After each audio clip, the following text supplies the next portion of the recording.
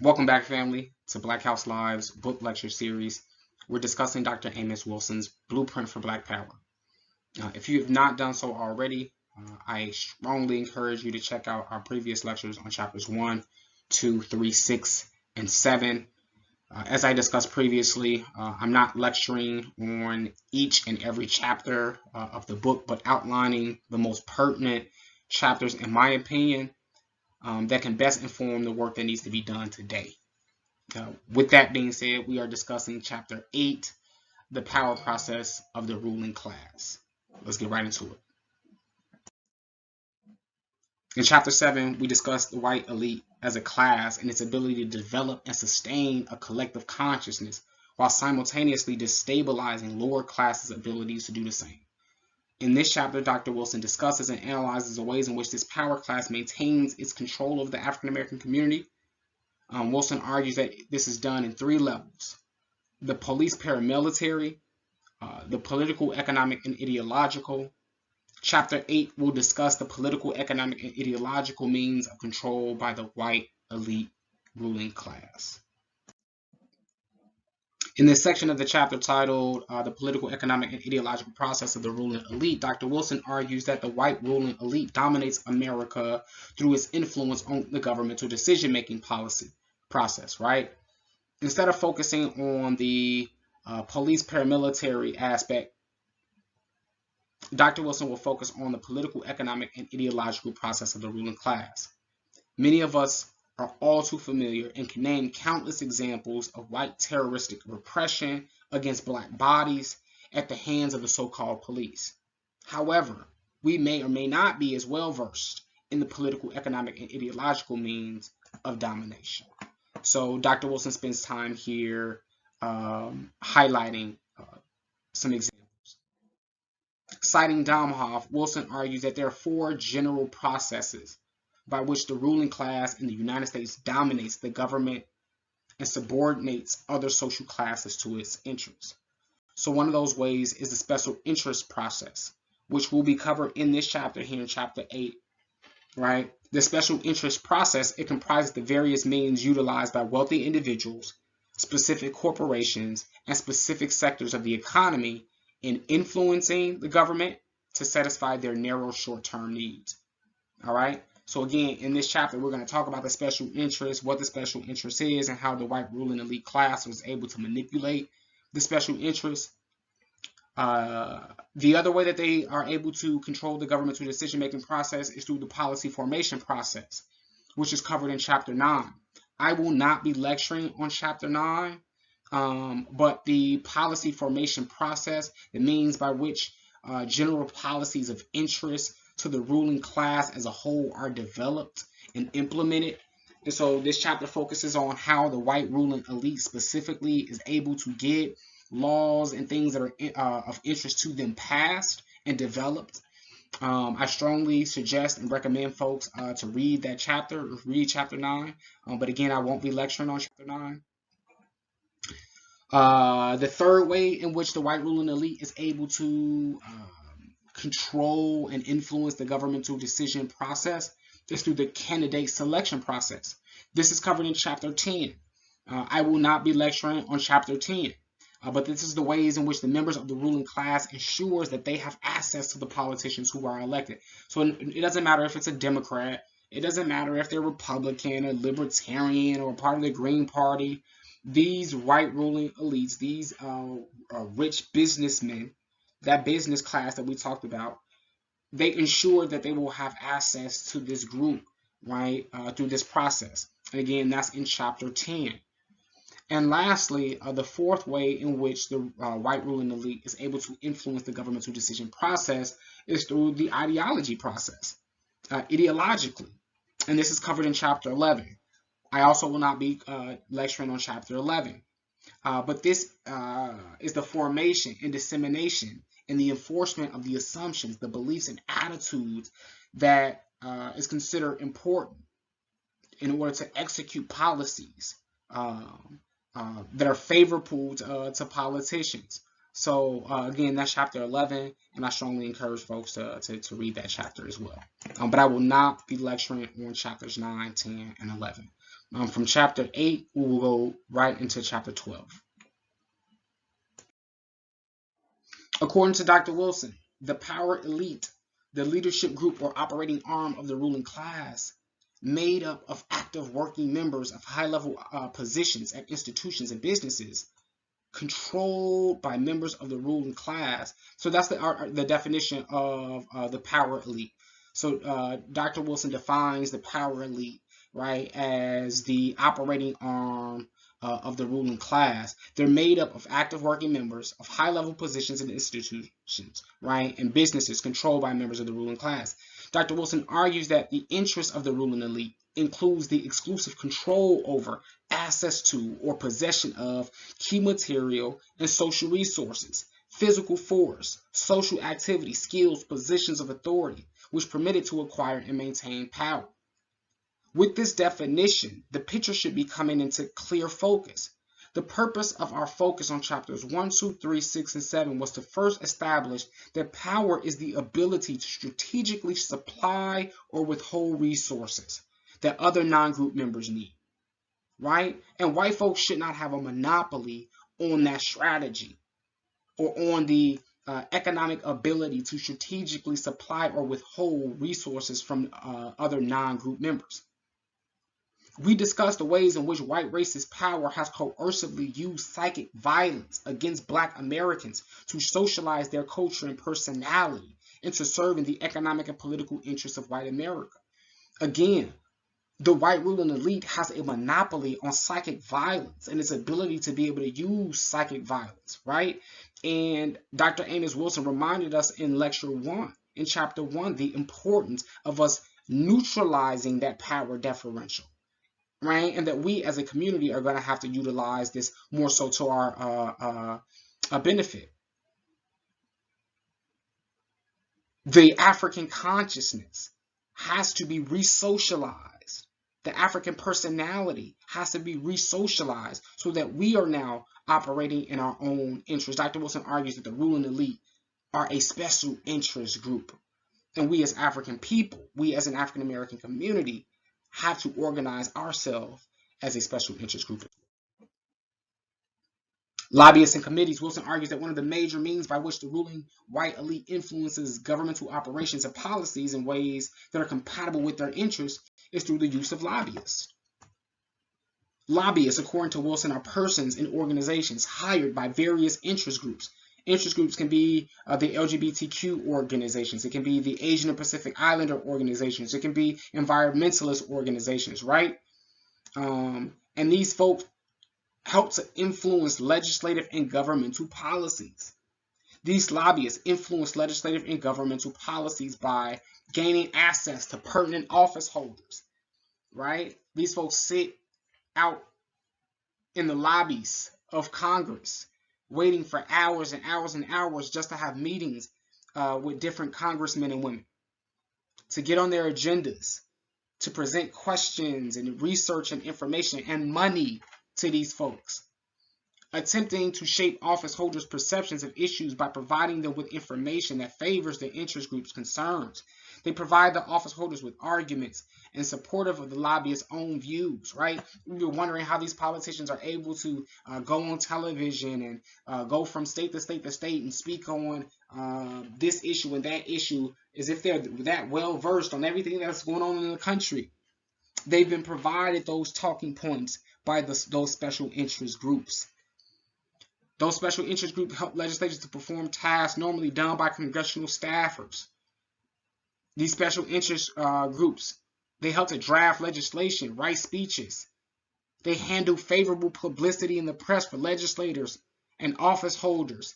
And lastly, which isn't seen that often, is the bribing of office holders. They bribe these folks with payoffs and money. Lobbying is not an inherently bad thing. Dr. Amos Wilson reminds us, right? Let's not get it twisted. We understand the benefits of lobbying. We recognize that disenfranchised groups benefit from lobbyist activities. However, when utilized by the corporate elite, it is often the equivalent to the purchase of or the leasing of the government. Dr. Wilson reminds us that it was the Reagan administration where the White House or the Oval Office became the mouthpiece for aggrieved business interests. According to Wilson, industries that were unhappy with any federal regulations, existing or prospective, were instructed to alert George Bush and his lieutenants. The power of the White House would be employed to intimidate and squelch any regulatory agencies that seemed upsetting to American business. The White House became the bully pulpit for white business interests, right? And if white business interests were starting to have problems politically, then they knew where they could go. They knew that they had a voice in the White House, specifically in the Reagan administration. Dr. Wilson argues that Washington has become the mecca of Fortune 500 companies. Dr. Wilson introduced readers to the Business Roundtable, which was an exclusive network of organized big business that meets to make decisions about governmental processes. So at the publishing of this book, many black folks had never heard of the Business Roundtable. I would venture to argue that today, many black folks don't know about the Business Roundtable, right? But this organization still exists today. The Business Roundtable group, when composed as of the printing of this book, consisted of executives from companies like IBM, Xerox, American Express, Exxon, and PepsiCo, right? Well, as of 2022, the Business Roundtable executives are from companies such as Aflac, Adobe, Best Buy, Bank of America, Amazon, American Airlines, Apple, Boeing, BP, etc. Some of the top companies in the world have representatives and CEOs that sit on the Business Roundtable. Why is this important? According to Business Week, the Business Roundtable was founded in 1972 on notions that business and government share mutual interests and that government actions can have great impact on the bottom line. Membership in the Roundtable is limited to chief executives of almost 200 of the nation's largest industrial, financial, and service companies. The Roundtable was formed during the Nixon administration at the suggestion of the Secretary of Treasury and Federal Reserve Board chairman, who saw the need for a group of first-tier titans to counter the influence of organized labor. So business executives sat down with the government and said, we got to do something about these workers who can just walk off the job. If they are unhappy with wages, if they're unhappy with the hours that they have to work, they can strike. They'll shut these companies down. They'll shut these factories down. There's something that has to be done about this. So the Business Roundtable and these executives met with the government to be able to develop plans to be able to counteract the influence of organized labor. The Business Roundtable exclusively represents chief executive officers of America's leading companies. These CEO members lead companies with over 20 million employees. This is as of today, 2022, with more than $9 trillion in annual revenues. As major employers of every state, Business Roundtable CEOs take seriously the responsibility of creating quality jobs with good wages. These leaders join with companies, workers, and policymakers to build a better future for the nation and its people, right? I took that right off its website. I took that copy right off of its website. These are the business leaders from all around the world that represent all 50 some odd states. And these folks help to set governmental policy and agenda. Dr. Wilson argues that the ruling business elite and wealthy classes uses tax revenues and public spending as a major means of making the poor and less well-off redistribute wealth in their favor. Dr. Wilson argues that the ruling elite influences the writing and rewriting of tax codes. He argues that the largest business, banks, and corporations may pay little or no taxes or even achieve a negative tax rate. Right? So while you and I have to file our taxes every single year, right, or get in trouble or go to jail if we don't do so, many of the world's wealthiest individuals pay nothing in taxes. And not only do they pay nothing in taxes, them and their buddies help to write the policies that will say that they will pay nothing. Dr. Wilson argues that the myth of white elite investing down their rich special tax breaks and exemptions is more propaganda. Wilson goes on to argue that the myth of trickle-down economics is propaganda perpetuated by the rich in order to rob the poor. There's no such thing as trickle-down economics. Their surplus is not trickling down to us. It is going into their banks. It is going into offshore accounts, right? It is going into stocks and bonds, but it is certainly not making its way into the pockets in the communities of the unfortunate, the disfortunate. According to Wilson, congressional committees and subcommittees get monopolized by big business interests through the use of strong lobbies, PACs, political action committees, political committees designed to raise and spend money to elect and defeat candidates, and other well-organized moneyed interest groups. That's where that money's going. That money's not trickling down. It's going to help put their cronies in the office. According to Dr. Wilson, legislative committees, lawmaking committees, and subcommittees in the legislative process are often one and the same. Wilson argues that bureaucracies have the ability to make rulings more significant than major pieces of legislation. They have the ability to lower or raise rates, influence political administrations, enforce or not enforce laws, right? They influence the writing and the interpretations of law and law policies. These are the ways in which the white ruling elite controls and dominate the governmental decision-making process. According to Wilson, these agencies may favor corporate and elite interest groups with generous subsidies, contracts, research and development services, infrastructural improvements, and new construction when necessary. When private elite interests, in effect, achieve the subversion of public agencies, public authorities fall into private hands and is used to achieve private ends. They're all working together. Private companies and private businesses are in bed with the government. So the government provides the big business with the contracts to develop the infrastructure, to develop new malls, lay new airports. And so public authority falls into private hands and is used to achieve private ends. Blacks in government. Dr. Wilson argues that for the most part, black people are not involved in the process of governance in the same ways that the white ruling elite are. However, African Americans help to legitimate the white American national government structure through our voting for president, through our voting for senators, right? Through our voting and electing these people into office. We help to legitimate the governmental process. Meanwhile, we don't make any laws. We don't write any laws. But we become the individuals who are most impacted by it. According to Dr. Wilson, our representatives have very little, if any, influence on the day-to-day decision-making process of government. The African American community is unable to effectively and more fully secure its special interests like the white ruling class elite. And Wilson argues that the African American community is currently unable to penetrate and favorably influence public authority in the same ways that the white ruling elite is. According to Dr. Wilson, America is only a pluralistic society for white America. Big business in its capital. The white economic and political favoritism has come at the expense of the black community, especially, and other lower classes in America, right? Black folks have been excluded from being able to participate in this white economic and political economy. And this is why Wilson asks us in chapter 7, and he's bringing this back into focus here in chapter 8. Why do we continue to be these loyal second-class citizens in a country that has excluded us from being able to participate in? It makes absolutely no sense. According to Dr. Wilson, the power and influence of the African American community must be fortified by a variety of internal, social, economic, and institutional governmental arrangements. It must use its internally fortified power to penetrate and influence the institutional and governmental arrangements of the white American nation. This